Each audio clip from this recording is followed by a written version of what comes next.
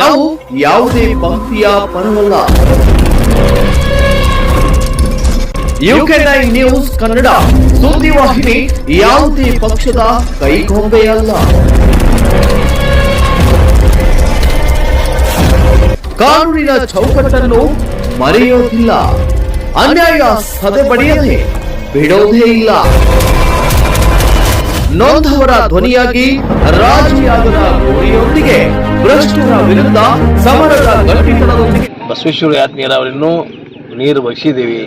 ಇವತ್ತ ನಮ್ಮ PA ಮತ್ತು ಅಲ್ಲಿ ಕೆಲವು ಜನ ಅಸ್ಸಾಂಗೆ ಹೋಗಿದ್ದಾರೆ. ಅಲ್ಲಿ ಮೋಟ್ರ್ಗಳ ರಿಪೇರಿ ಮಾಡಿಕಲ್ಲಿ ಅಸ್ಸಾಂಗೆ ಹೋಗಿ ಮೋಟ್ರ್ ತಂದು ಯಾವುದೇ ಪರಿಸ್ಥಿತಿಯಲ್ಲಿ ಜೂನ್ಕ 4 ಮೋಟ್ರ್ ಕುಣಿಸಿ 50 to 60% ನೀರಾವರಿ ಯೋಜನೆಗಳಿಗೆ ಆ ಕಡೆ ನೀರು ಹರಿಸ್ತೀವಿ.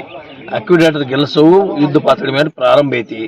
ಅವನಿಗೆ ಮೊನ್ನೆ 10 ಕೋಟಿ ರೂಪಾಯಿ ಒಂದು ಬಿಲ್ಲನ್ನು ಕೊಟ್ಟಿದ್ದೀವಿ. ಆ್ಯಕ್ಚುಲಿ ನೋಡ್ರಿ ಅವ್ಗೆ ಇನ್ನೂ 80 ಕೋಟಿ ರೂಪಾಯಿ ಬಿಲ್ ಕೊಡ್ಬೇಕು. ನಾವು 80 ಕೋಟಿ ಹಂತವಾಗಿ ಬಿಡ್ ಕೊಟ್ಟು ಆ ಬಸವೇಶ್ವರ ವಾಹಿತ್ ನೀರಾವರಿ ಮುಗಿಸುವಂಥ ನಮ್ಮ ಒಳಗೆ ನಮ್ಮ ಅವಧಿ ಒಳಗೆ ಎಲ್ಲ ಮುಗಿಸಿ ಜನರ ಬೇಡಿಕೆ ಸಮಾನತೆ ಬರಬೇಕು, ರೈತರು ಬದುಕಬೇಕು. ಈಗ ನೋಡ್ರಿ ಏನು ಹೇಳಿ ನಾನು ರೈತರ ಎಮ್ಮೆ ಎತ್ತ ತುಡುಗಾದ ಬಳಕ ಬದುಕಿರ್ತಾವ. ಅದಕ್ಕೆ ಪ್ರಜಾಪ್ರಭುತ್ವಕ್ಕಾಗಿ ನಮ್ಮ ಧ್ವನಿ.